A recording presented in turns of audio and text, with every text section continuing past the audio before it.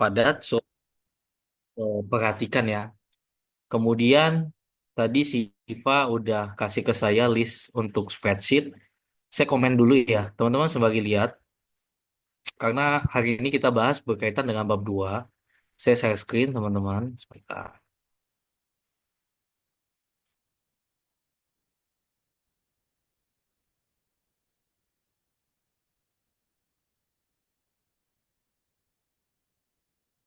Sudah terlihat kah? Sudah, Pak. Oke. eh Tolong buat satu kolom lagi. Ya, pokoknya ikutin sama seperti yang kelas satunya lagi ya. Jadi judul kalian ini mau mendukung profil lulusan yang mana? Kita punya di Prodi APD punya 5 profil lulusan, tinggal masukin aja dukung profil lulusan ke mana. Jadi nggak boleh keluar konteks. Kemudian yang kedua, saya udah lihat nih ada beberapa yang menurut saya nggak masalah, yang saya komen berarti mohon nanti diganti ya. Yang pertama Amelia Sialagan, dari dampak manajemen perkantoran digital. Pertama, ini nggak ada terhadap ya.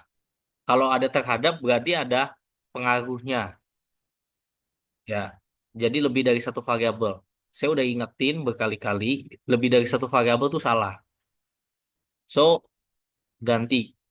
Jadi ada dua yang menurut saya nggak match atau nggak cocok. Pertama, dampak manajemen perkantoran digital. Manajemen perkantoran digital itu eh apa ya, mata kuliah sendiri ya.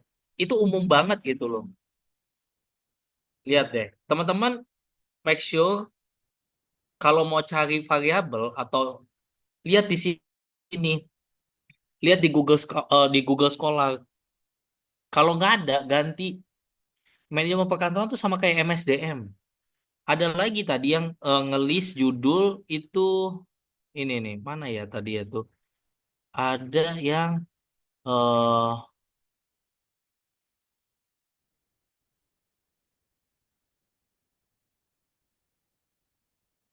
bentar. Nih, analisis efektivitas MSDM. Ini sama, manajemen perkantoran digital MSDM. MSDM tuh topiknya banyak, cuy. Ya, sama kayak teman-teman arsip, ada arsip dinamis, arsip statis, terus apa lagi ya? Sistem informasi pengarsipan, arsip digital, arsip konvensional, itu sama. So cari topik yang apa? Yang spesifik, yang fokus gitu.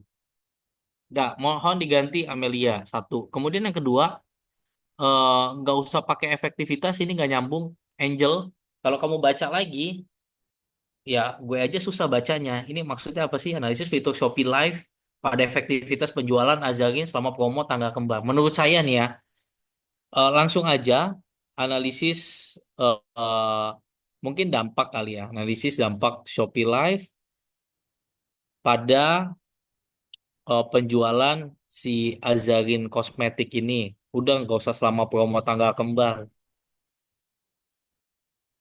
Gitu ya. Jel, Iya, Pak, siap. Amel, gitu ya Mel. Ganti ya. Kamu eh, lihat langsung ke Google Scholar ya. Soalnya gini teman-teman, lihat di bab 2 skripsi eh, cutting kalian. Itu bab 2 kalian harus ada review penelitian terdahulu. Dukungan penelitian terdahulu. Kalau itu nggak ada, itu akan kesulitan buat teman-teman. Itu minimal 10, lebih boleh, kurang nggak boleh. Dan harus ada minimal satu jurnal internasional. Jadi kalau nggak ada, pasti kalian diminta. Lebih baik siapin. Mel, hadir nggak si Amel? Hadir, Pak. Iya, baik, Pak. Oke. Kemudian Citra Ayu. Cit, ini program kerja apa nih, Cit? Gue nggak ngerti. Program kerja tuh banyak. Cit, Iya, Pak. ditambahin ya. Iya. Program kerja apa gitu. Mm-mm. Nah, terus kalau kamu mau ngangkat topik ini, lihat di Google Scholar, ada nggak? Yang nggak saya kasih komen berarti ada. Contohnya, miskomunikasi ini banyak. Saya ngeliatnya dari sini aja. Tuh, karena di bab 2 teman-teman lihat, 2.2 itu review penelitian terdahulu. Ini Dea cek-cek ini belum kasih judul, mau nggak lulus? Belum, Apa, masih apa mau gonta-ganti saya Bapak kasih nilai D? konten. Mau kapan? Hari Ini ini, hari ini, hari ini. udah minggu kedua loh. Kalau nggak mau lulus, biar saya kasih langsung nilai D. Farah nggak ada masalah. Pokoknya yang nggak kasih saya komen, berarti nggak masalah. Karunia Suci, ini mau juga ikutan si Dea. Mau kapan kamu? Eh, enggak Pak, maaf Pak, kemarin saya udah naruh, cuman kayaknya ada bentrok gitu sama punya Syifa, jadi eh, belum saya temu lagi Pak. Ya masukin dong. Ini udah minggu kedua. Stres kan? Iya, emang stres Madrid mah. Gue keras di Madrid. Terus Natasha Sharon.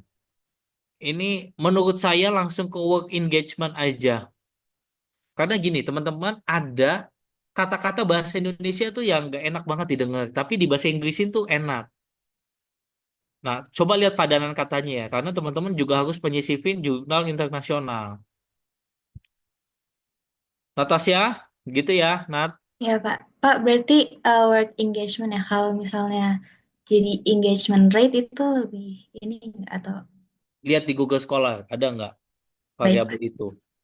Jangan dipaksain kalau nggak ada. Nanti kamu akan kesusahan sendiri. Terus prokrastinasi kerja ada, Nimas. Ini Nimas menurut aku time management aja.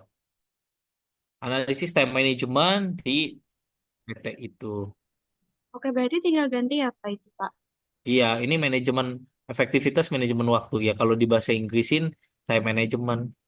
Oke, thank you, Pak. Ini Putri, ini umum banget ya. Ganti. Ya Pak, ini lagi mau diganti Pak. Siapa? Reza Yusuf hadir. Hadir Bapak. Nih, kalau menurutku langsung konten kreator aja. Ya, analisis konten kreator dalam meningkatkan citra perusahaan PTX. Cyber Public Relation dihilangin. Catat Iya Pak, baik Pak. ya. Kemudian Rifki Mardiansyah. Ini nggak jelas kamu mau ngambil apa. Keterampilan kolaborasi. Cek di Google Scholar. Ada nggak itu?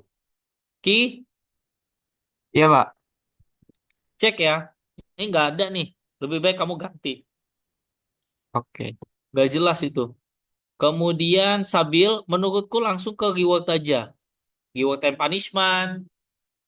em, apa? Bisa kamu ambil kompensasi, boleh. Baik, Pak. Berarti itu saya juga udah sempat cari di Google Scholar tuh ada reward and recognition itu bisa dipakai. Nah, ya boleh. Nggak apa-apa.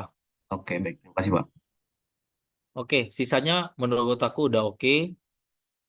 Sebentar. Ini tingkat stres, analisis kesiapan PNS.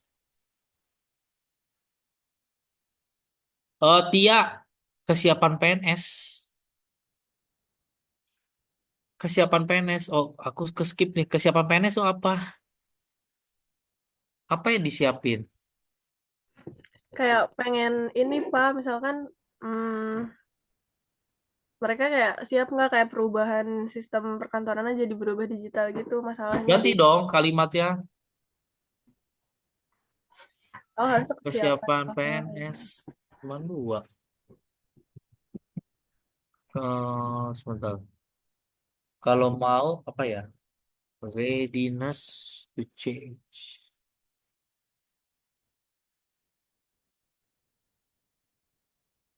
Kalau mau ini keberanian untuk berubah nih, readiness for change. Ya, yang ini nih kalau mau kemauan untuk berubah. Ini sering masuk dalam variabel. Ganti ya. Ke siapa PNS nggak jelas ini. Oh, berarti Ya. jadi itu ya Pak, Menurut aku dalam readiness to change gini dalam aja. Analisis readiness to change dalam implementasi sistem perkantoran digital pada instansi X gitu aja. Jadi yang diangkat readiness to change-nya. makasih ya Pak. Iya. Pengah. Trevino Rahmat. Sejak kapan ada kata pengaruh? Lu nggak ikut perkuliahan gue minggu kemarin.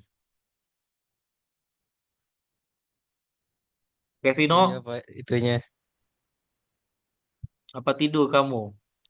Pengaruh Ada implementasi Pak. sistem manajemen dokumen.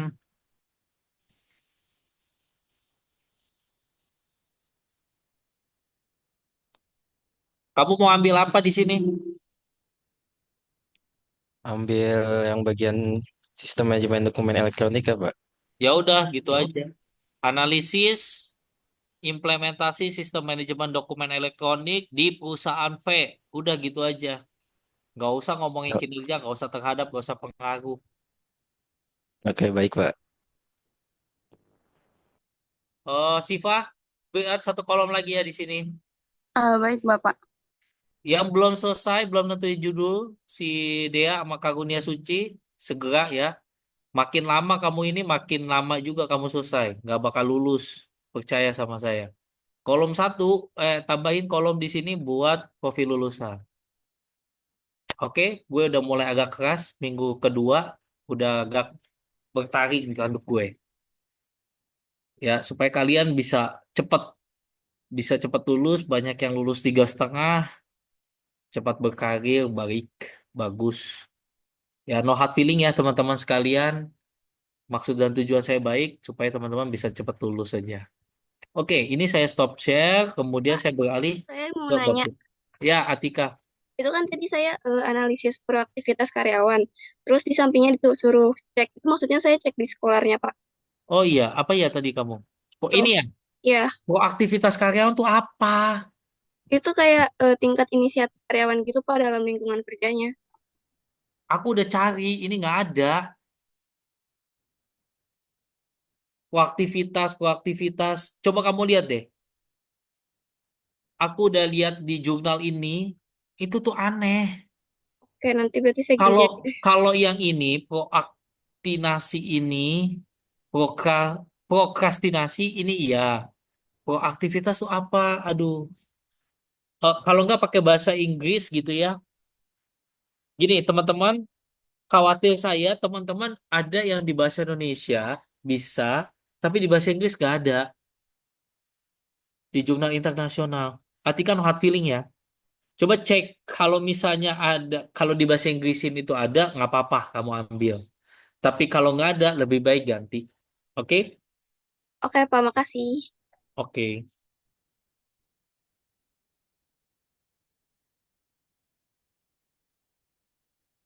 Kalau prokrastinasi, procrastination, proaktivitas, coba cari padanan katanya ya.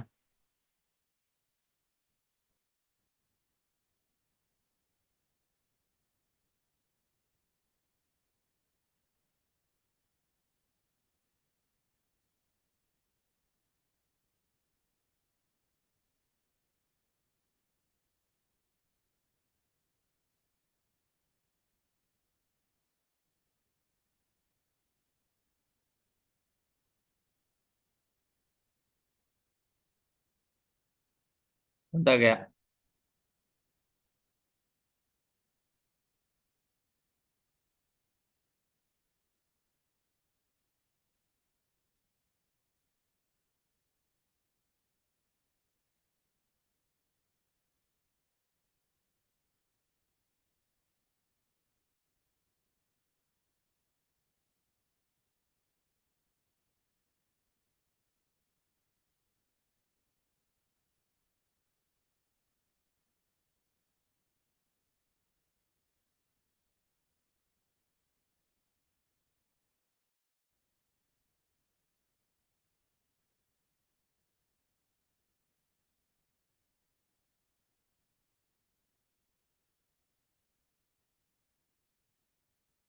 Oke, ini aku.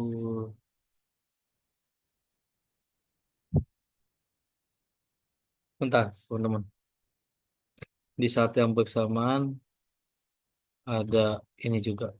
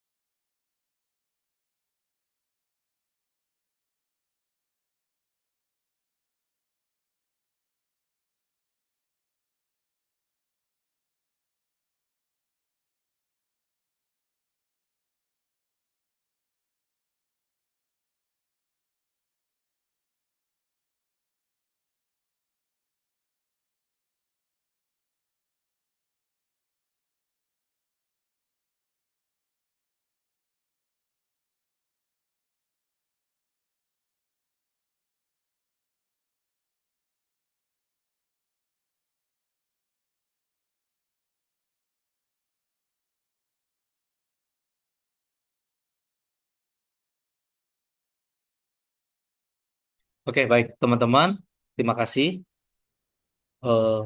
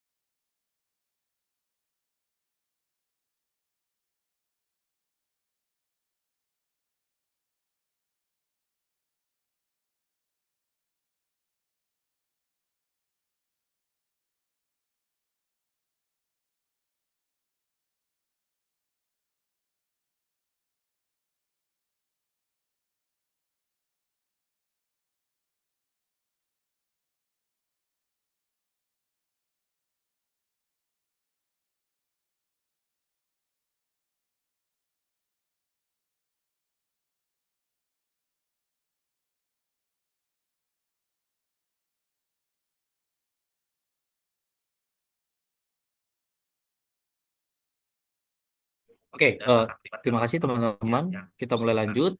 Kemudian hari ini kita bahas khususnya di bab 2 ya, teman-teman. Khususnya di bab 2, yakni theoretical framework, investigation, data collection, method, and sampling.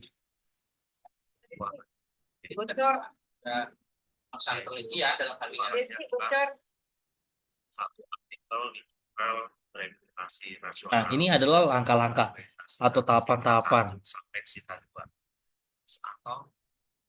Ya, ini adalah tahapan-tahapan. Yang pertama begini, teman-teman. Pertama dan kedua yakni observasi dan preliminary data gathering. Ini yang kemarin banyak banget yang WA saya. Ya, teman-teman di bab 1, teman-teman harus membuat, kan teman-teman mau observasi. Sama seperti teman-teman nanti akan PKL, kemudian ibaratnya sekarang teman-teman bekerja keras, kerja ekstra karena teman-teman belum PKL. Ya, oleh karena itu penting banget buat teman-teman untuk segera mendapatkan objek penelitian. Ya, lalu apa saja Pak ya data yang ada di dalam latar belakang? Ya, yang pertama data pra-riset. Ya, data pra-riset ini yang dibutuhkan adalah bagaimana teman-teman bisa mengidentifikasi bahwasannya itu menjadi sumber masalah yang ada di perusahaan atau instansi tersebut. Contoh misalkan gini, teman-teman mengangkat disiplin kerja gitu ya. Teman-teman menyebarkan angket di 20 responden. Pertanyaannya dibuat simpel aja. Apakah misalkan ya, apakah karyawan di sini datang tepat waktu? Ya. Nah, kalau emang benar-benar itu yang menjadi topik, maka nilai yang diharapkan itu adalah banyak yang tidak setuju, yang negatif. Sehingga itu menjadi dasar atau landasan bahwasannya, oh ternyata benar bahwa ada masalah di situ. Ya, di dalam latar belakang, teman-teman sebagai cek bab 1 skripsi cutting kalian. Saya selalu minta dibedakan paragraf. Data pra-riset, ya berupa data pra-kuesioner itu paragraf sendiri. Kemudian di bawahnya atau di atas ya, itu adalah paragraf yang menampilkan pengamatan singkat. Jadi dari hasil pengamatan kalian bahwasannya emang benar karyawan tersebut masuknya sesuka-sukanya. Kemudian di paragraf, saya pisahkan lagi. Paragraf yang beda itu apa namanya, dari hasil wawancara singkat. Ya, dari hasil wawancara singkat.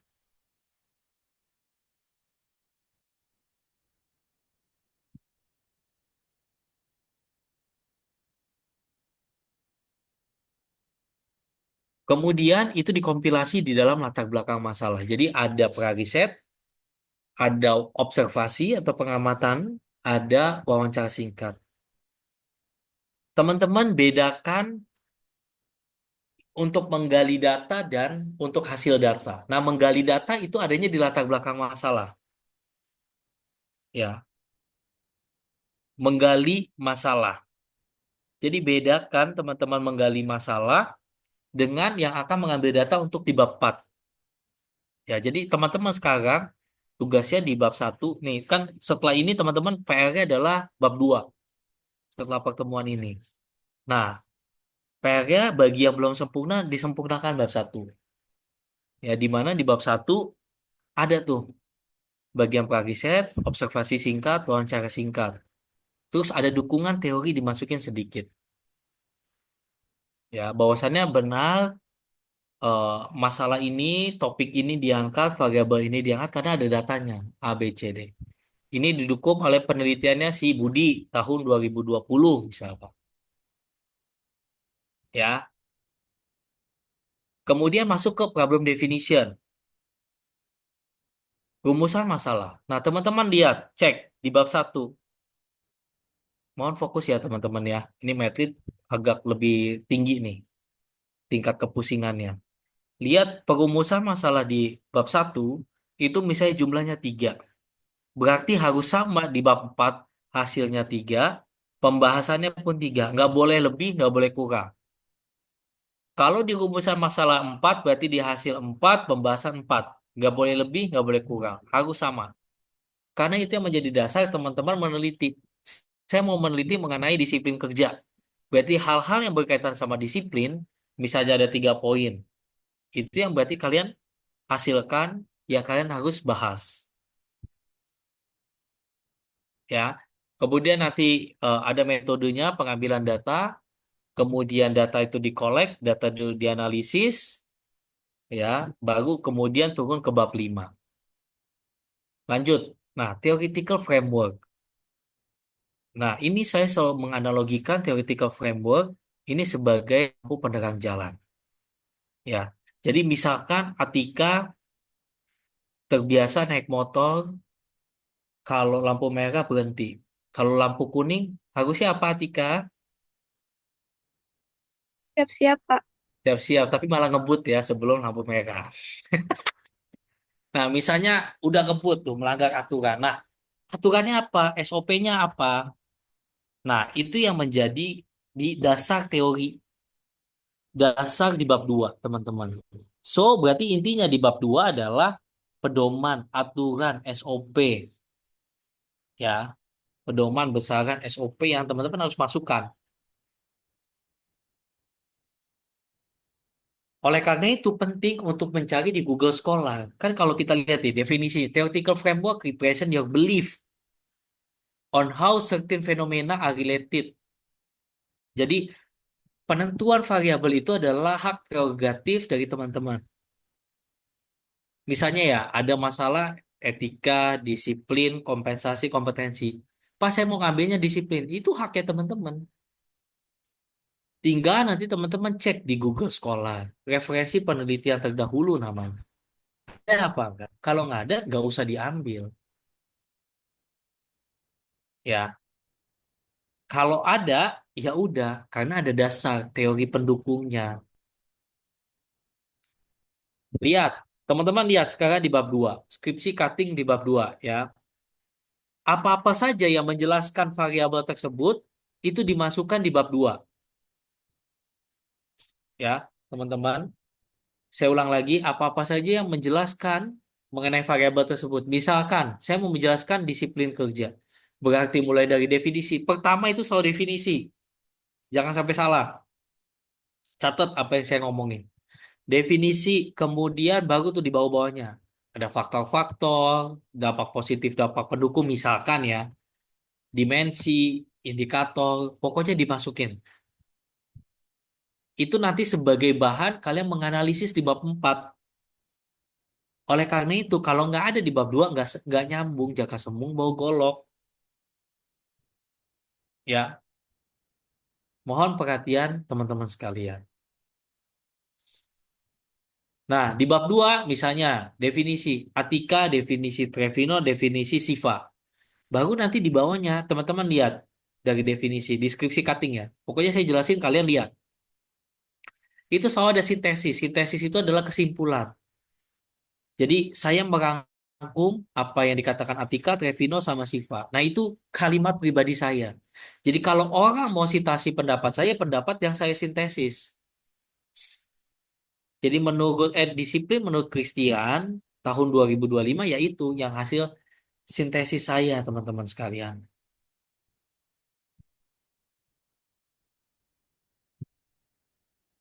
Nah, basic step. Step-stepnya adalah and label the variable correctly. Ya, correctly. Jadi kalian menentukan mengidentifikasi secara benar, teman-teman. Jadi kalau penentuannya nggak benar, ya gimana? Ya, makanya tadi saya katakan kalau MSDM masih umum, manajemen perkantoran digital masih umum. Cari yang spesifik. Karena itu bukan variabel, teman-teman. Itu lebih kepada teori dasar. Nanti belajarnya di S3. Kalau teman-teman mau lanjut studi. Tapi cari yang lebih spesifik aja. Caranya paling gampang. Lihat Google Scholar. Ada apa enggak? Kalau susah pakai bahasa Indonesia, udah simpelnya pakai bahasa Inggris. WFH, WFH, WFO, time management. Nah, nah ini saya kasih gambaran nanti teman-teman kalau mau lanjut studi S2 ya. Ini sebagai ilmu ya teman-teman. Ini sekali lagi apa yang nanti saya jelasin ini sebagai ilmu. Ya, ini nggak ada di APD, kita nggak belajar, kita nggak bukan meneliti tentang ini karena kita pendekatannya kualitatif cuma pakai satu variabel. Ini lebih kepada pemahamannya teman-teman semuanya supaya nanti paham gitu ya, supaya nanti paham. Ada yang namanya dependent variable, ada yang namanya independent variable, ada yang namanya moderating variable, ada yang namanya mediating variable.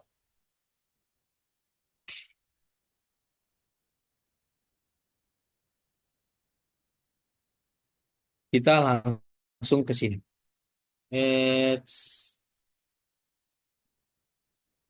Sebentar, saya kasih pemahaman ke teman-teman itu. Nah, ini dia. Saya tanya ya sekarang buat teman-teman sekalian. Eits, menurut teman-teman, sifat service quality itu masuknya dependent variable, independent variable, moderating apa mediating? Oh, menurut saya dependen sih, Pak. Apa? Dependen variabel. Dependent. Oke. Kalau customer satisfaction apa?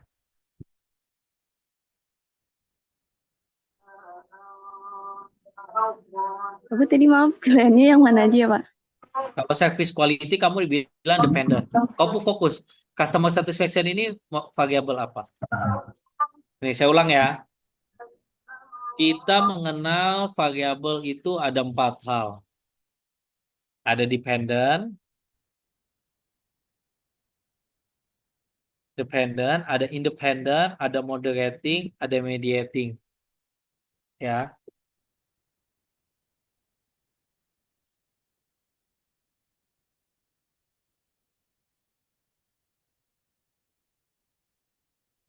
sebentar ya.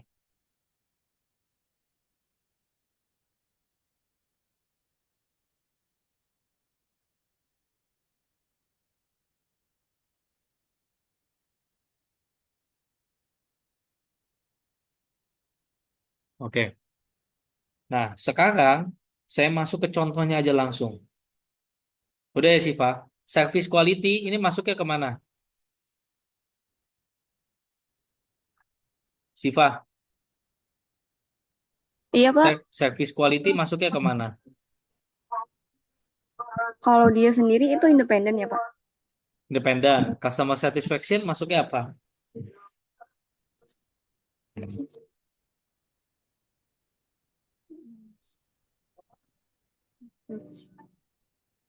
Tebak aja, Siva. Saya nggak marah. Soalnya saya belum terlalu paham yang ini, Nggak Pak. apa-apa. Menurut kamu apa? Eh, yang independen juga, Pak. Customer switching, Sama. independen juga. Oke, saya betulin ya.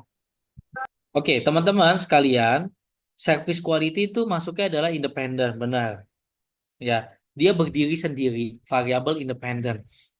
Berdiri sendiri, dia mempengaruhi. Kalau customer satisfaction, ini bisa dua. Dia bisa dependent, dia dipengaruhi, dan dia juga sebagai mediating. Mediating itu mediator, mak comblang ibaratnya kalau bahasa kalian. Ya, customer switching ini adalah variabel dependent, dipengaruhi. Nah, kita lihat ini independen, pengaruhi. Ya, mohon perhatian ya teman-teman. Customer satisfaction ini sebagai mediating. Kalau dia nggak ada customer switching, dia ini statusnya sebagai dependent. Dia dipengaruhi oleh service quality. Tapi karena customer satisfaction ada garisnya lagi nih ke sini, berarti ini sebagai mediating, mediator, perantara. Ya. Kalau customer switching ini sebagai dependent yang dipengaruhi.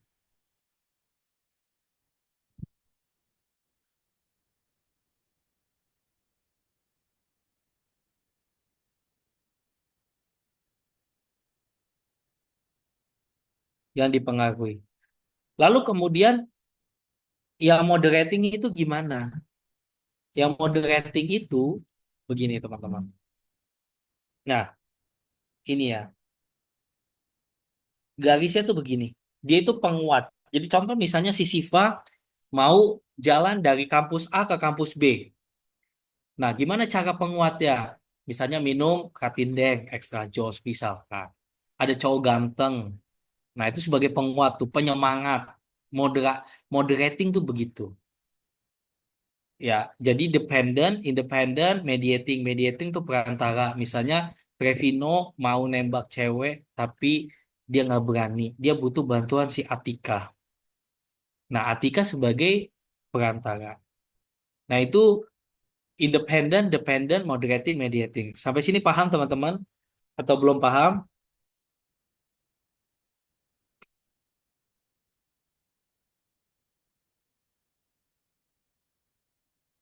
Cek-cek teman-teman. Paham nggak? Paham, Pak. Paham, Oke, paham, Pak.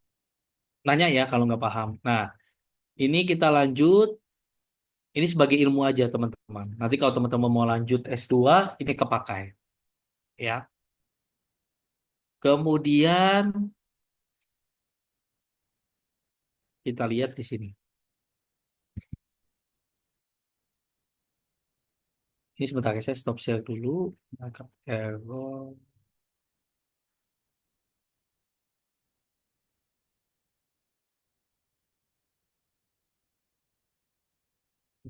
Sebentar ya.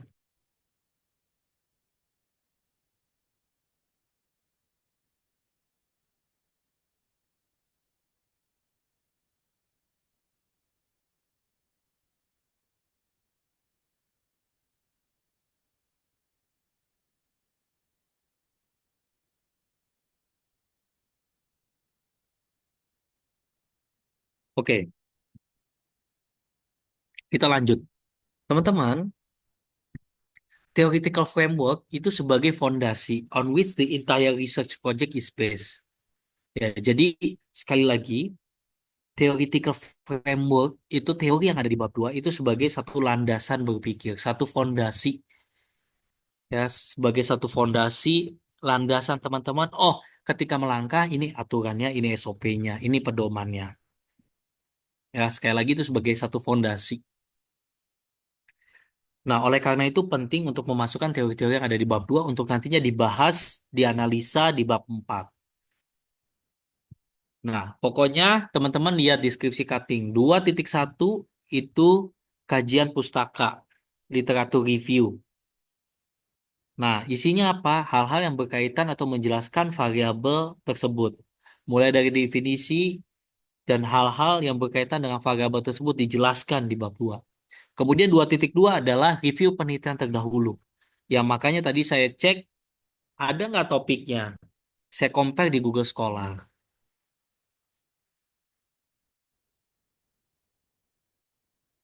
Kemudian, ini nggak usah.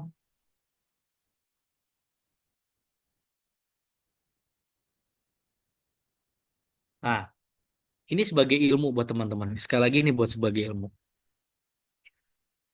Di studi kuantitatif, ini kan teman-teman kalau di APD kualitatif. Ini sebagai ilmu kalau di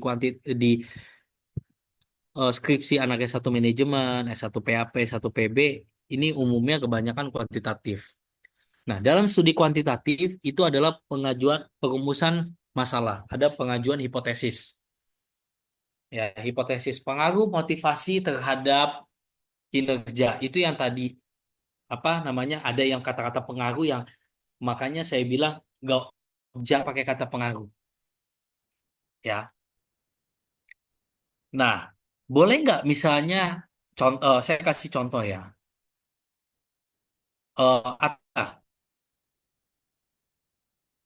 saya meneliti tentang ini ya, Tika.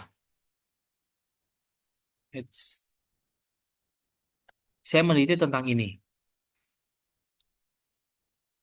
Ya, boleh nggak saya meneliti tentang ini juga, tapi dengan objek yang berbeda? Menurut Atika boleh nggak? Boleh, Pak. Boleh, betul, boleh. Tapi dengan objek penelitian yang beda. Jadi sebenarnya teman-teman satu variabel, saya variabelnya sama. Boleh nggak? Boleh.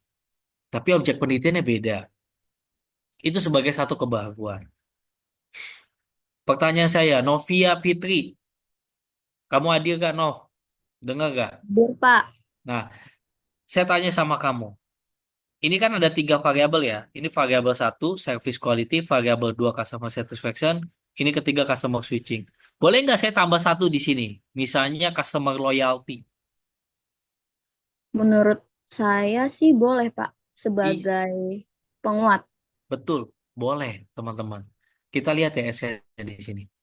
Hipotesis must be adequate, must be testable, must be better than its rival. Nah, ketika tadi saya tanya Novia, boleh nggak saya tambahin satu? Boleh. Karena ini harus lebih baik dibandingkan penelitiannya sebelumnya. Ya, harus lebih baik, teman-teman. Ya, harus lebih baik. Jadi kalau misalnya sebelumnya 3 variabel, saya mau naikin 4 variabel, boleh nggak? Boleh. Boleh juga nggak kalau misalnya 3 variabel objek penelitiannya ini, boleh nggak? Boleh. Ya. Kemudian hubungannya bisa bersifat langsung, dan bisa bersifat tidak langsung. Maksudnya apa Pak yang tidak langsung? Yang ini teman-teman. Saya balik lagi ke sini karena ini contohnya yang paling menarik.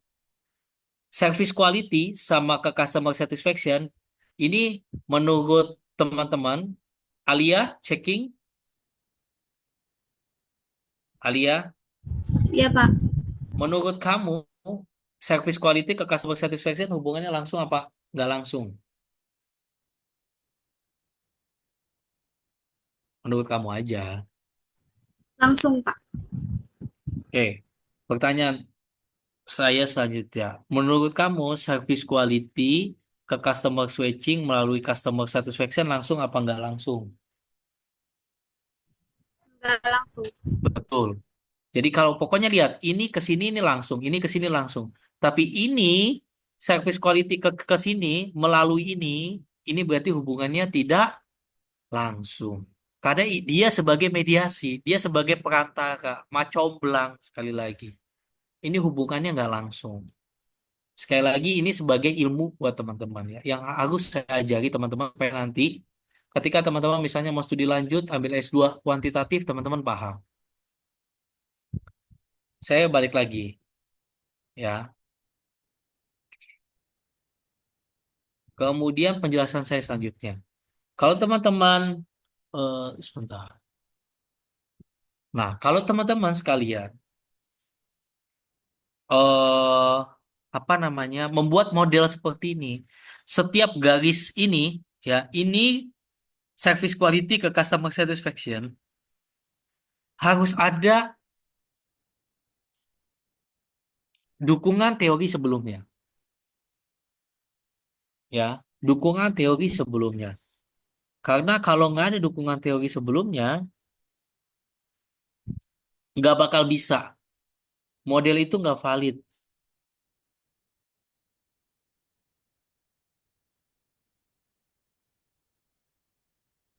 Oke? Model itu nggak valid. So, setiap ada ini ke sini harus ada dukungan teori. Ini ke sini harus ada dukungan teori. Jadi kalau nggak ada dukungan teori, nggak bisa.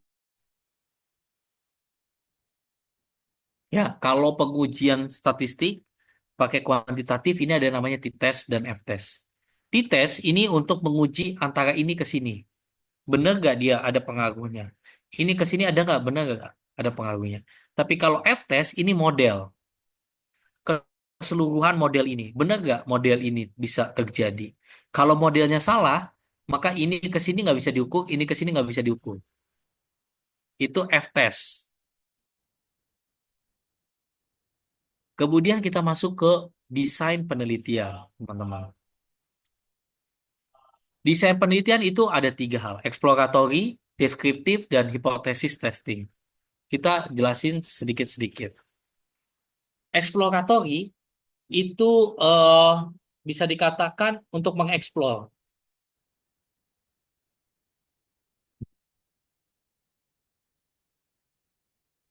Untuk mengeksplor apa yang nggak tahu. Jadi contohnya, a service provider wants to know why his customer are switching to other service provider. Saya juga mengeksplor misalkan ini umumnya penelitian-penelitian yang sifatnya medis ya. Sebentar teman-teman.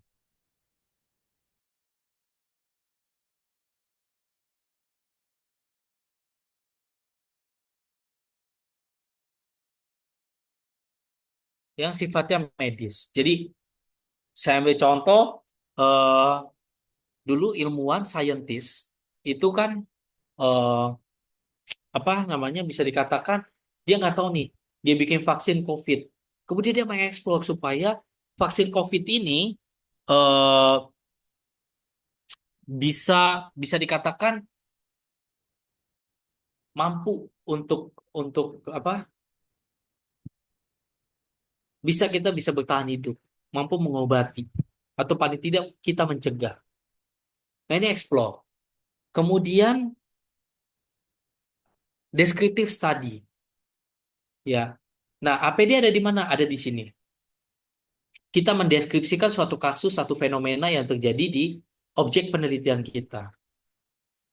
Is undertaken in order to ascertain and be able to describe the characteristic of the variable of interest in a situation.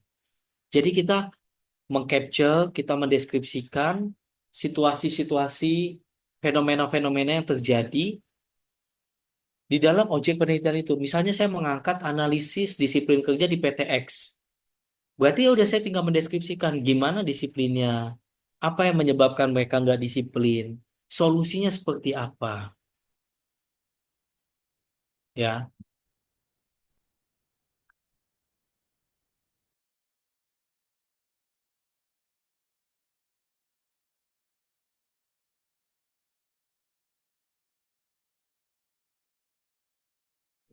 Nah itu deskriptif teman-teman. Ya, ini contohnya kalau kita lihat dari buku, ini seorang manajer bank, dia pengen mengetahui profil customernya yang bagus, pembayarannya 6 bulan terakhir. Nah, ini contohnya.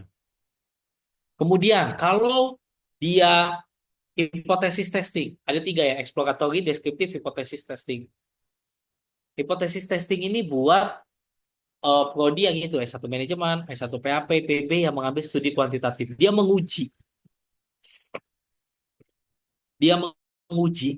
menguji hubungan antara motivasi terhadap kinerja, menguji hubungan antara disiplin terhadap kinerja. Dia menguji, ya.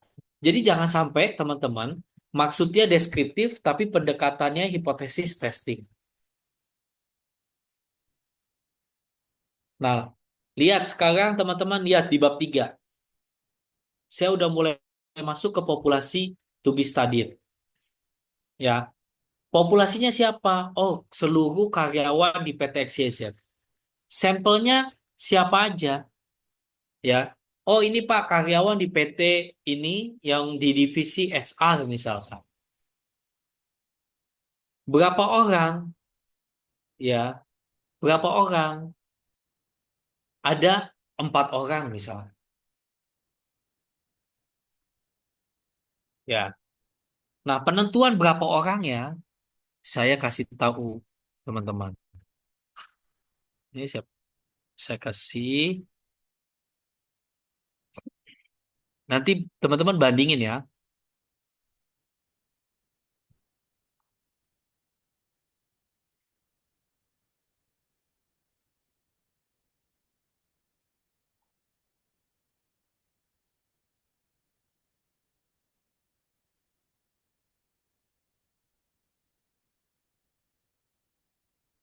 Bentar.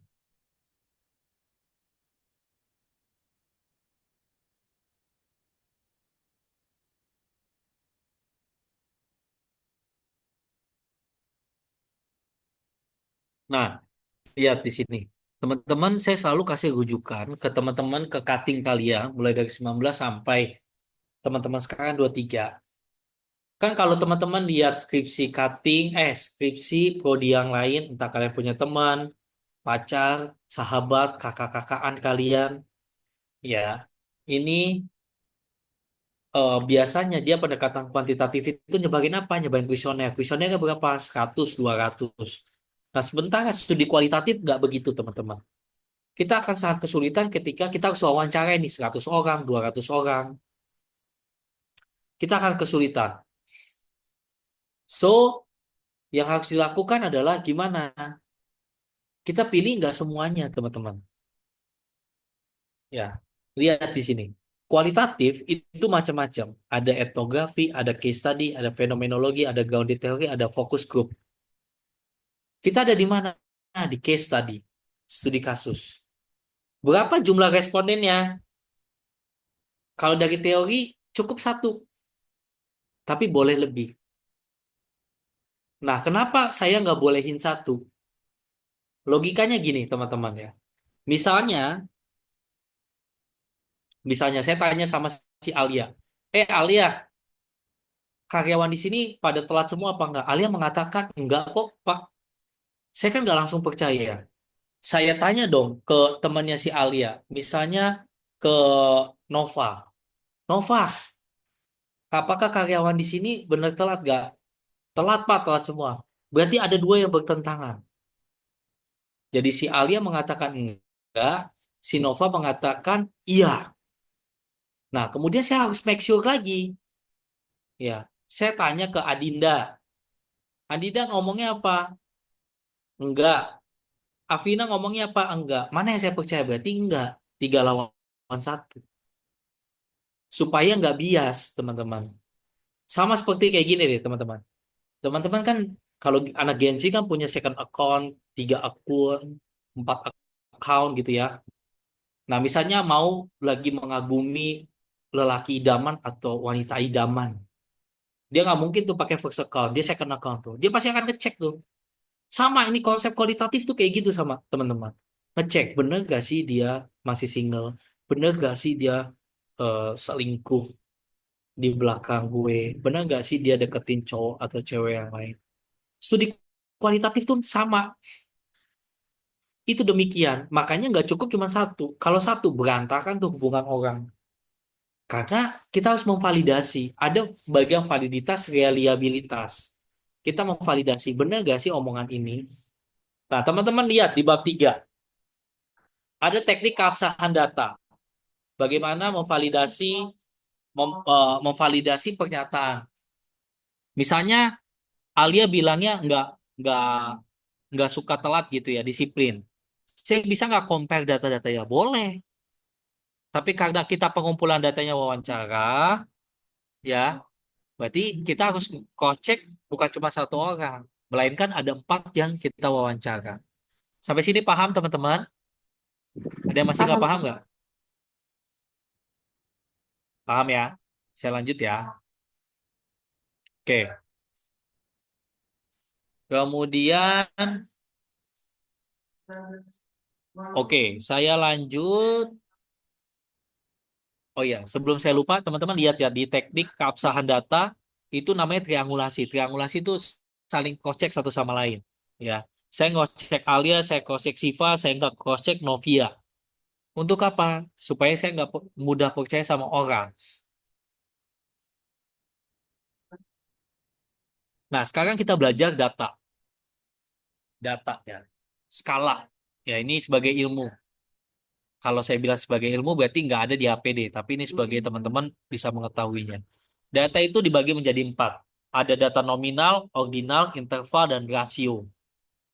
Ya, nominal itu pengkelompokan.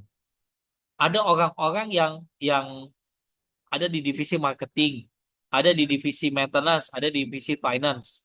Itu pengelompokan, teman-teman.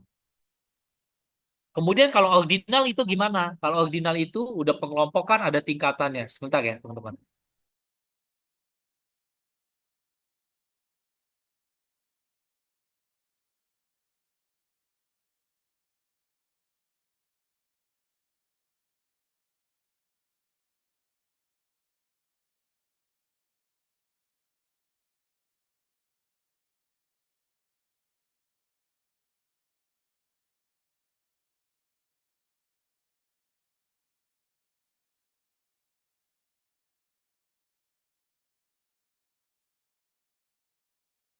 Nah, ini ordinal. Ordinal itu di atasnya nominal. Kalau nominal, ini hanya dikelompokkan. Kalau ordinal tuh udah dikelompokin ada tingkatannya. Jadi, ada jenjang SMA, sekarang jenjang S1, teman-teman. Terus, kalau naik S2, kalau naik lagi S3. Ya. Kemudian interval. Kalau interval itu ada jenjangnya, kemudian ada range-nya. Teman-teman udah pernah ngisi kuesioner kan? Pernah, Kak. Pernah ya, mulai dari misalkan sangat tidak setuju sampai sangat setuju. Nah, sangat tidak setuju nilainya 1. Sangat setuju nilainya 5. Itu interval, teman-teman. Jadi ini di atasnya ordinal. Kalau ordinal udah dikelompokin ada tingkatannya. Kalau interval dia ada dikelompokin, ada tingkatannya, ada range-nya. Ya, range angkanya. Kalau rasio ini lebih paling tinggi. Dia mengakui angka 0. Jadi kalau interval dia nggak ada tuh baseline itu berapa nilainya nggak ada. Bisa jadi minus 1, 2 dan seterusnya. Tapi kalau rasio itu baseline-nya itu angka dasarnya itu 0. Dia mengakui angka 0. Contohnya apa? Timbangan, termometer. Nah, itu rasio, data rasio. Kemudian ini ya, saya mau jelasin validity, reliability.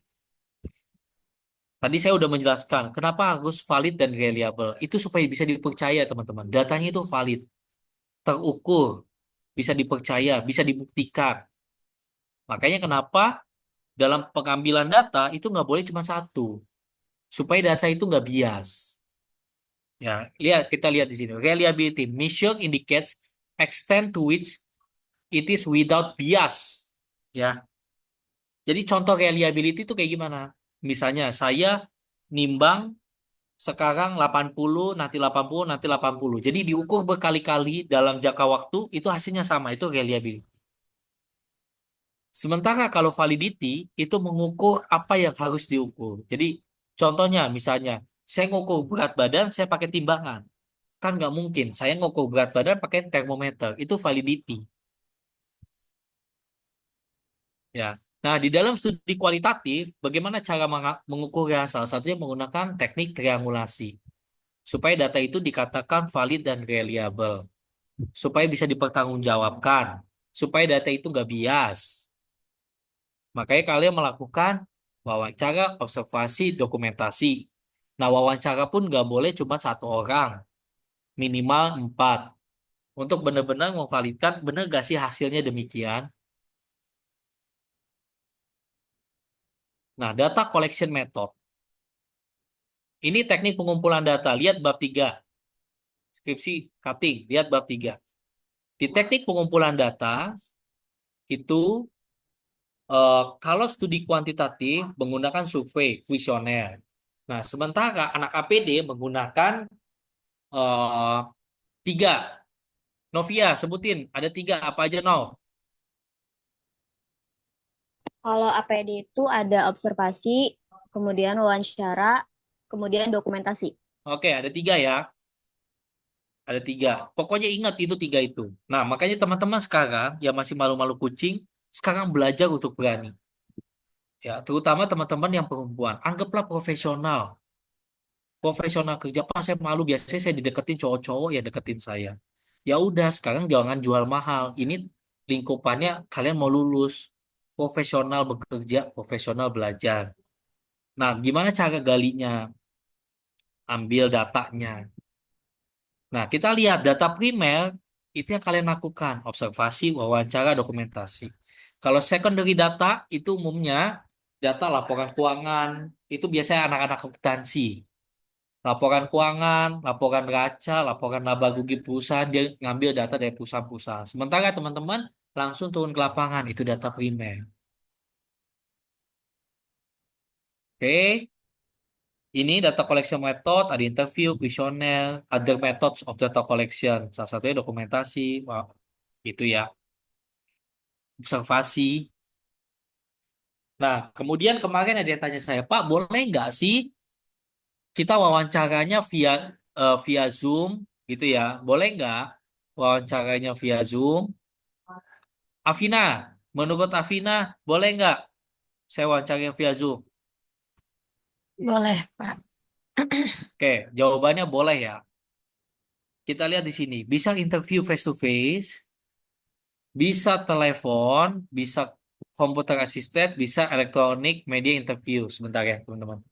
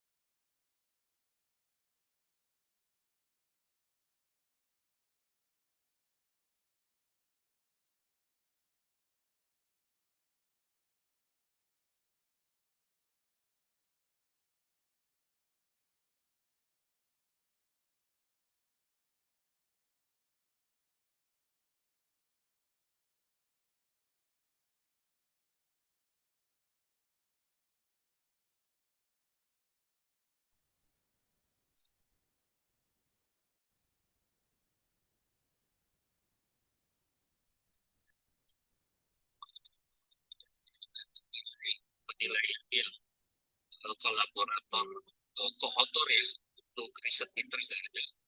Terus tadi yang terakhir itu bahwa itu yang terjadi juga Nika dengan saya tahun lalu saya nggak bisa masuk ke fundamental sudah kunci harus apa namanya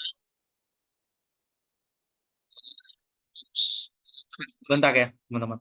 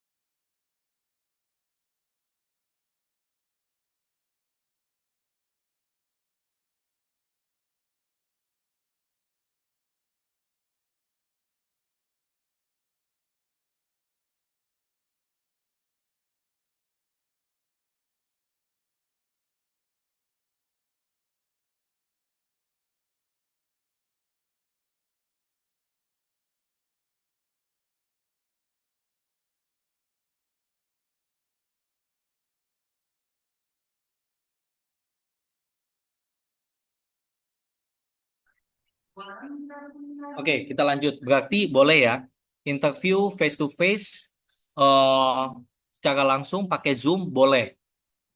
Nah, namun demikian teman-teman mohon hindari, saya masih punya beberapa menit lagi.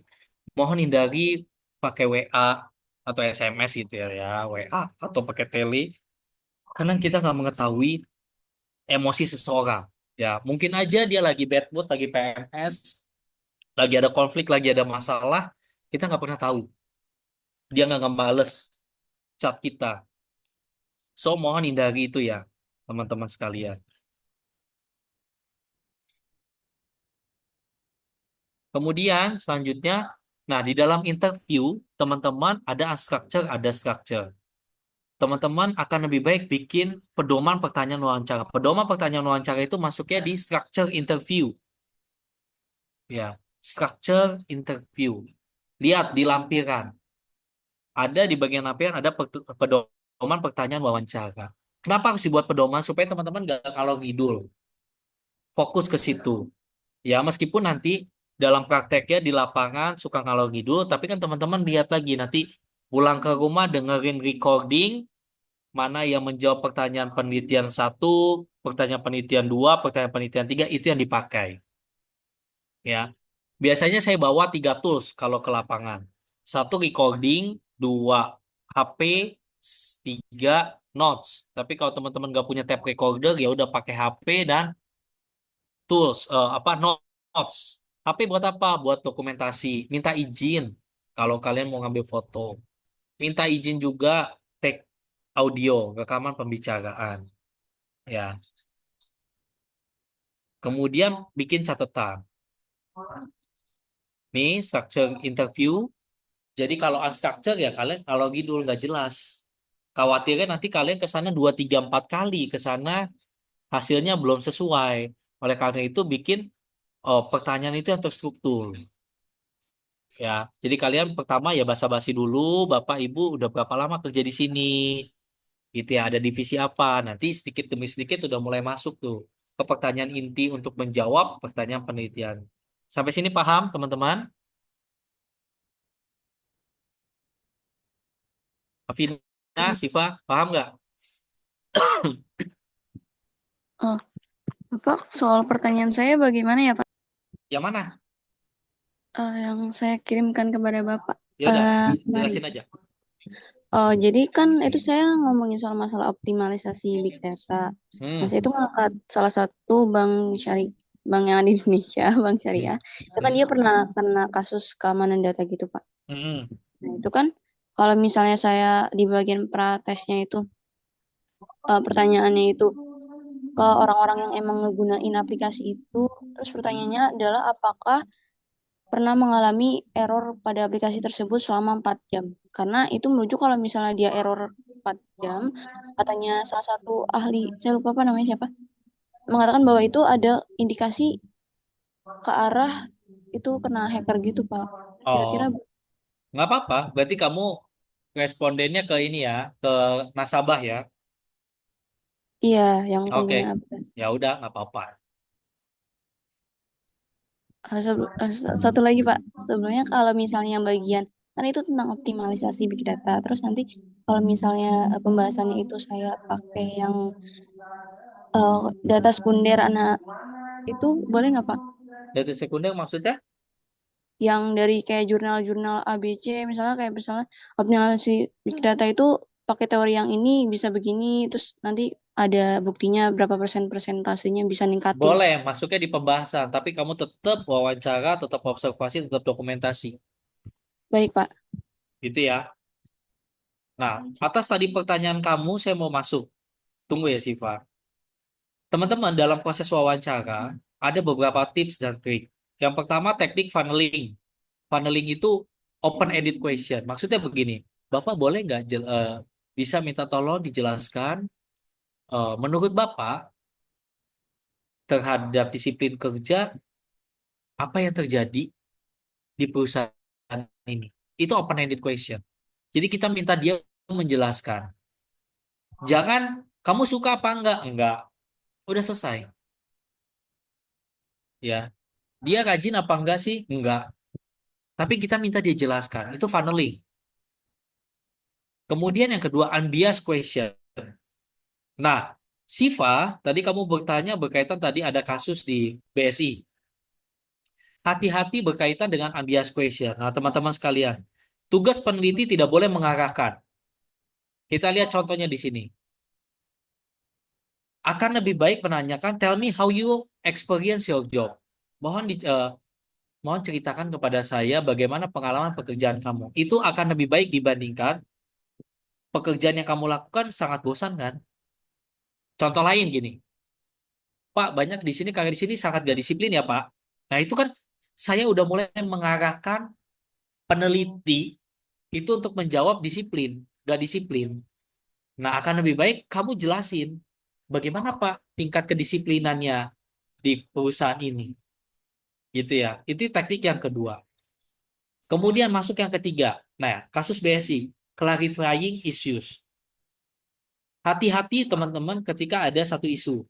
Ya, Siva, hati-hati.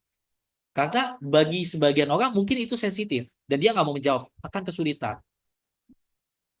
Ya, akan kesulitan. Nah, misalkan, for example, the interviewee say there is unfair promotion policy in this organization. Seniority doesn't count at all. It is the junior who always get promoted. The researcher might interject and ask, so you are saying that the junior always get promoted over the heads of even capable senior. So itu hati-hati ya. Jadi teman-teman bisa memparafrase dengan kalimat yang baik, kalimat yang sopan, ya sehingga dia juga nggak sakit hati misalkan, atau ada permasalahan sensitif. Gitu ya Siva. Baik Pak. Kemudian ini taking notes, ya bisa kalian pakai HP. Terus kemudian gini, saya mau jelasin, bentar ya. Ini HP personal interview. Bapak Ibu, teman-teman sekalian yang terkasih, ada plus minusnya ya. Kalian personal interview sama telepon interview, itu ada plus minusnya. Kalau saya lebih menyarankan kalian datang langsung. Ketika kalian diperbolehkan atau nggak ada waktu sulit ketemunya, minimal pakai Zoom. Nah, Teman-teman tanya, apakah boleh dipublish? Kalau boleh dipublish, silahkan. Kalian dokumentasinya masukin. Pak, kalau dia keberatan gimana? Diblurin. Namanya disamarkan, fotonya diblurin. Itu hak hak dari responden. Nah, lihat di sini. Mana ya? Teman-teman udah pernah dapat kuesioner kan ya? Saya Pernah, udah Pak. pernah tanya belum? Teman-teman kalau kuesioner dapatnya pakai nama apa enggak? Yang pertama udah pernah Udah ya. Saya mau tegasin di sini. Personal information elicit such information as age, educational level, marital status, and income. Unless absolutely necessary, it is best not to ask for the name of the respondent. Jadi nggak boleh tanya nama. Karena itu membahayakan. Sekali lagi, saya wanti-wanti nggak boleh. Karena itu etik. Saya sudah pernah punya kejadian itu, anak itu mahasiswa, bukan bimbingan saya lupa ya. Waktu itu saya jadi kopodi, yang punya perusahaan tuh komplain. Minta itu di take down. Karena skripsi yang kalian buat teman-teman itu, nantinya itu akan masuk ke repository. Kalau mereka nggak berkenan, ya udah PT-nya diganti PTXYZ ABC. Narasumber yang nggak berkenan, ya udah namanya disamarin kan pakai partisipan A, B, C, D, E. Fotonya nggak mau, tapi karena tetap harus memuat dokumentasi, ya udah mukanya diblurin, disamarin. Bisa kan teman-teman? Cek, bisa, Pak. bisa ya. Nah, teman-teman, dalam kuesioner ya akan lebih baik ini. Kalian memberitahu dulu, mengemail dulu, membuat surat dulu, kasih tahu infokan. Ya, baru teman-teman masuk. Kalau mereka nggak butuh, bisa langsung ya udah. Tapi akan lebih baik kalian secara formal bikin. Ya, urus ke SFD lantai 2, ke admin. Nah, tips buat interview, minta izin. The permission of interviewee, minta izin. Pak, saya rekam ya, Pak. Tapi saya izin nggak bakal tampilin nama Bapak. Kalau Bapak berkenan, fotonya saya masukin. Tapi kalau Bapak nggak berkenan, saya blurrin ya. Tapi tetap harus masuk, Pak. Ya, pada saat ngambil data foto-foto minta izin karena yang punya tempat mereka bukan kita. Oke, kemudian lanjut. Hati-hati dalam wording. Ketika kalian membuat suatu pedoman pertanyaan wawancara, saya pernah teman-teman dulu di masa-masa awal COVID mereka nggak ngerti tuh WFO, WFH, apa itu WFH, dia nggak ngerti. Kalau teman-teman buat singkatan, dipanjangin dulu, baru kemudian disingkat supaya responden ngerti. Ya, terus bahasa-bahasa anak gaul, ya, mohon dihindari. Pakai bahasa yang formal. Ya, jangan sampai pertanyaannya itu bias. Kemudian ini ya, kalian boleh kok memasukkan ini umur, annual income. Yang terpenting adalah nggak boleh nama, no name. Kemudian ini ya, status pekerjaan, lama bekerja boleh ya, status pekerjaan, lama bekerja boleh. Terus aku langsung masuk ke ini sampling. Ya, kita nggak bakal mungkin neliti semuanya, ngambil data semuanya seluruh populasi, kitanya pakainya sampel.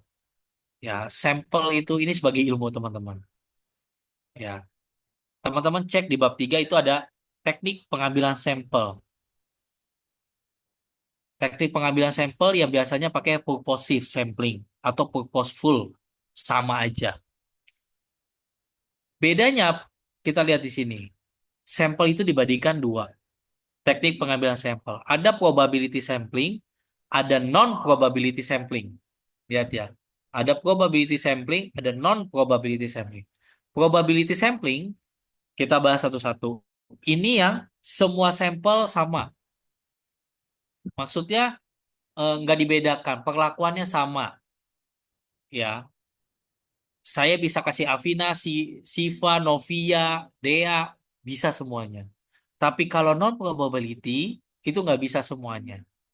Jadi contoh misalnya, kalau probability saya neliti kedisiplinan ke masuk kelas ini di kelas kalian kelas A kelas B. Kelas A. Kelas A, kedisiplinan dalam masuk kelas pada mahasiswa kelas A. Saya pakainya probability sampling. Karena semua yang ada di kelas A boleh pakai.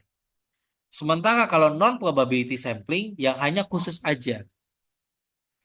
Jadi contoh misalnya, saya pengen meneliti kedisiplinan mahasiswa tapi hanya mahasiswa yang perempuan aja. Nah, berarti mahasiswa laki-laki nggak bisa masuk nih. Ya, Pak, kayak Reza, Rifki, Rio nggak bisa masuk. Itu non probability sampling. Ya. Nah, non probability sampling dibagi lagi. Kalau probability dibagi ini ada simple random, systematic, stratified, proporsional, non proporsional. Kalau non probability pun sama dibagi. Ya, ada convenience, ada purposeful, ada kuota sampling. Nah, umumnya dipakai di anak-anak APD purposeful. Jadi based on tujuan. Tujuannya apa? Pas saya mau meneliti di sini, di PT ini, divisinya apa, gitu ya, departemennya apa. Kan nggak semuanya kita jadikan sampling.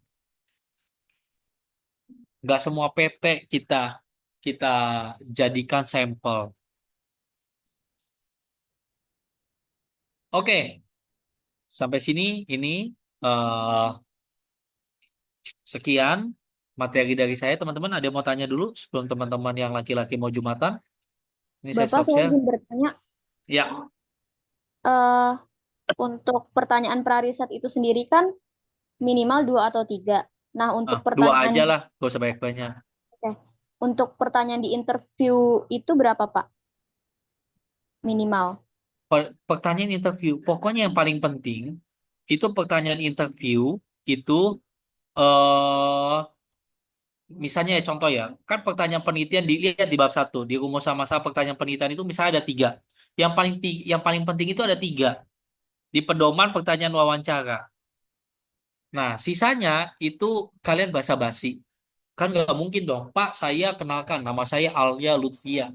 Nah, menurut Bapak, kenapa Pak di sini nggak disiplin? Ya nggak gitu teman-teman. Kita basa-basi dulu. Sama kan, misalnya ya, bagi teman-teman laki-laki yang ingin mendekati teman-teman yang perempuan, kan nggak mungkin dong. Saya cinta sama kamu, saya sayang sama kamu. Belum juga deketin, saya nggak tahu juga siapa kalian. Teman-teman juga nggak tahu siapa saya. Kan nggak mungkin kayak gitu, teman-teman. Jadi misalnya, poin pentingnya itu, yang penting pertanyaan itu menjawab 3 pertanyaan penelitian kalian. Tapi dalam pedoman pertanyaan wawancara, kalian lihat deh di skripsi cutting.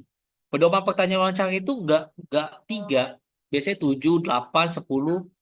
Nah, 3 yang penting, sisanya basa-basi, misalkan gitu. Bisa diikuti, teman-teman? Bisa, Pak. Bisa ya? Bisa, Pak. Ah, oke, siapa lagi bertanya? Pak, saya izin mau tanya. Boleh, Nurul, silakan. Untuk jurnal yang kita pakai itu ada batasan tahunnya nggak ya, Pak? Kayak misal 5 tahun Oke, terakhir gitu. iya. Menurut saya ambil 5, kalau kalau saya 5 sampai 10 tahun terakhir, ya. Tapi ada beberapa dosen yang saklek 5 tahun terakhir. Monggo silahkan. Nah, kalau teman-teman lihat, saya ajarin ya di Google Classroom ini, udah kelihatan? Lihat di rentang khusus. Di sini cek 2000 oh, 15 sampai 2025. Ah, gitu. Ini tinggal telusuri deh. Oke? Gitu ya. Oke, Pak, makasih. Lanjut. Siapa lagi? Pak, mau saya izin tanya. Ya, Untuk silakan. pertanyaan penelitian atau rumusan masalah itu ada minimal berapa, Pak? Minimal 3. Nggak boleh kurang dari 3. Baik, makasih, Pak. Oke. Pusing nggak sih kalian? Pusing ya? Sabil, pusing nggak, Bil? Ini pilek Pak jadi kayak makin berasa gitu.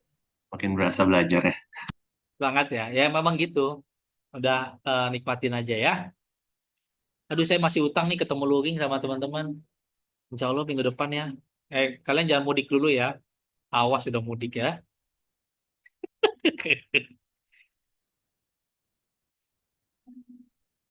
Malah ngancem lagi nggak boleh dong. Bentar deh. Kita Lebaran tuh tanggal berapa sih?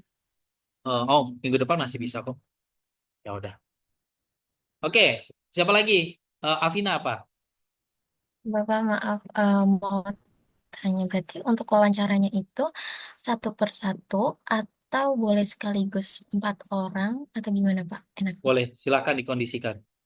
Eh, Baik Pak. Tapi nanti pada saat dokumentasi aku sendiri-sendiri ya. Oh, oke, baik Pak. Terima kasih. Yuk,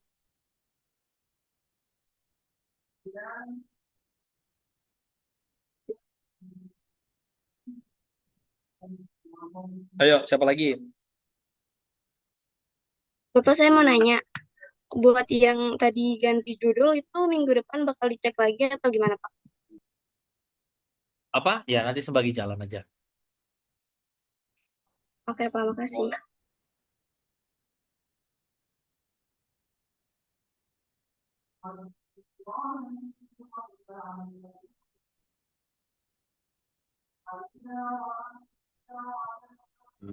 Bapak izin bertanya lagi, Pak.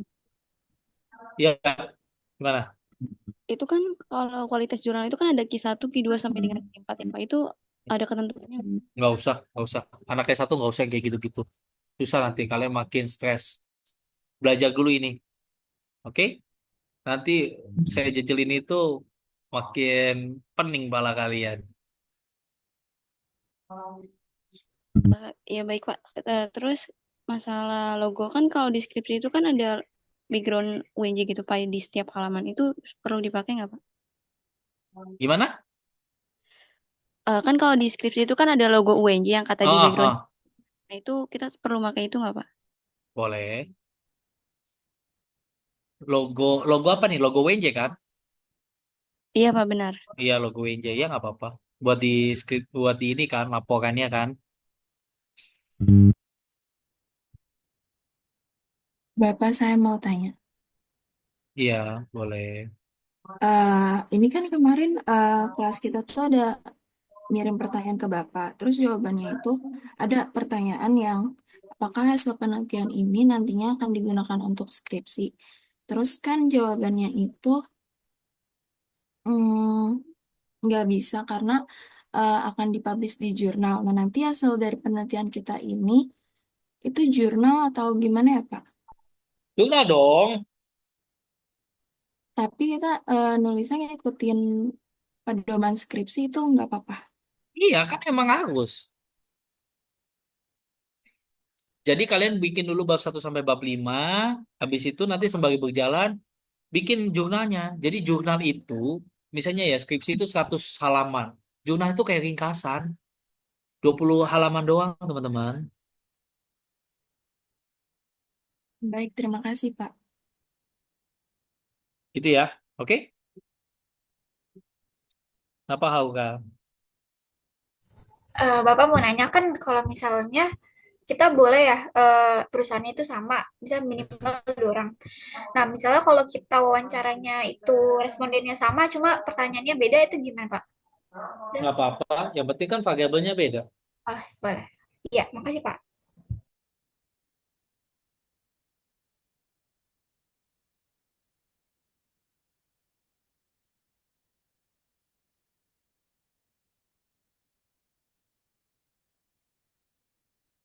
Lanjut.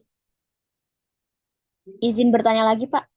Ya, Untuk laporan yang kita buat ini, halamannya itu harus 100 atau bagaimana, Pak? maksudnya Halamannya. Kan kalau misalnya skripsi cutting itu rata-rata 100 sekian.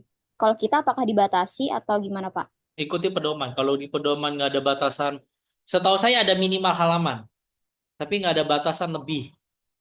Ikutin itu. Saya lupa. Lihat di buku pedoman. Baik, Pak. Terima kasih. Iya.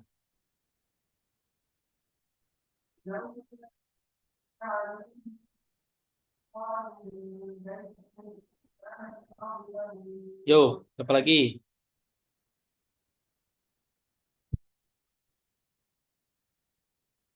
Bapak mau tanya, Ya, kan ini misalkan kita udah bab satu, terus kan kita kirim di Google Classroom. Nah, nanti itu bakal direvisi sama Bapak atau gimana? nanti kamu revisi dulu. Ada saatnya nanti 5 sampai 7 saya review kalian bisa-bisa. Oke, makasih banyak Bapak. Iya, buat aja dulu. Tenang aja. Waktu kalian masih panjang, penderitaan kalian masih lama kok. Semangat ya.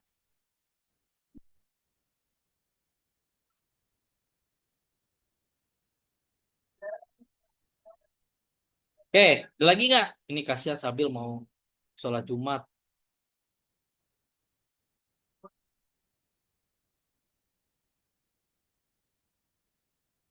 Bapak mau tanya lagi deh. Hmm, Tapi ini terkait judul saya kan, judul saya tuh analisis sarana prasarana di KPA Kota Depok. Nah, hmm, KPA-nya itu saya ngambilnya organisasi kayak Komisi Penanggulangan AIDS gitu, tapi gak apa-apa kan ya Pak? Karena nggak saya apa-apa, ngambil sarana prasarananya. nggak apa-apa. Oh ya udah, oke, makasih banyak Bapak. Ya,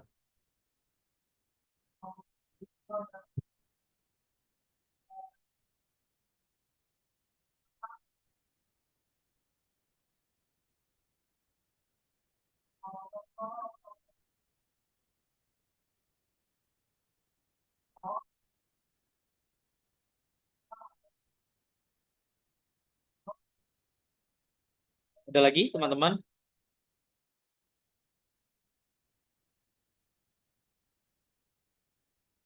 Oke, kalau nggak ada, kita cukupkan ya teman-teman semuanya. eh Semangat buat teman-teman. Pokoknya jangan menyerah, ikutin aja. Jangan diambil hati kalau saya marah, karena semata-mata buat kebaikan teman-teman juga. Ya, minggu depan udah bab 2, terus saya lanjutin materi. Minggu depan lagi bikin bab 3, terus sampai bab 5. Semangat ya. Ya wes, itu aja dari saya.